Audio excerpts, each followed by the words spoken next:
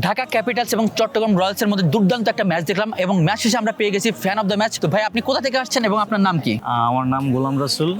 আমি আসছি চাঁদপুর থেকে। চাঁদপুর থেকে মানে আজকে আসছেন? হ্যাঁ, আমি আজকে আসছি। মানে- অনেক জার্নি করে সকালে রওনা দিয়েছি প্রায় 8টার দিকে। 8টার থেকে বের হয়েছি। বের হয়ে আমি এখানে আস্তে আস্তে আমার প্রায় 2টা বেজে গেছে। তার মানে প্রথম ম্যাচটা আপনি দেখতে পারেন নাই? প্রথম ম্যাচটা আমি ভালো ফুল ইনিংসটা দেখতে পারিনি। আজকের ম্যাচে কোন দলকে সাপোর্ট করতেছিলেন? ঢাকা ক্যাপিটাল। ঢাকা ক্যাপিটালস। যাক, লাস্ট ম্যাচ দুর্ভাগ্যবশত প্লে অফে যাইতে পারে নাই, খারাপ লাগছে? হ্যাঁ, খারাপ তো লাগবে অবশ্য, আর বেশি খারাপ লাগছে সাব্বির রহমানের জন্য। আমি সাব্বির ভাই ফ্যান। হ্যাঁ, আমি সাব্বিরের। আচ্ছা, তো ম্যান অফ দ্য ম্যাচের কাছ থেকে সাইন করে একটা ব্যাট পেয়েছেন, অনুভূতি কেমন? আলহামদুলিল্লাহ, আমার অনুভূতিটা মানে আমি বইলা বোঝানোর মতো না। মানে এক কথায় আমি যে আমার ভিতরে কিরকম ফিল হইতেছে শুধু এটা আমিই জানি। আচ্ছা, আপনি যে ফ্যান অফ দ্য ম্যাচ হলেন, মানে আপনি গ্যালারিতে কি এমন করেছিলেন যে আপনাকে ফ্যান অফ দ্য ম্যাচ দেওয়া হয়েছে? আপনার কাছে কি মনে হয় কেন দেওয়া হলো আপনাকে? এটা তো সবাই হয় না, এটা লাকি মানুষের ভিতর যে একজন লাকি মানুষ হয়, হাজার মানুষের ভিতরে একজন আমি হইছি।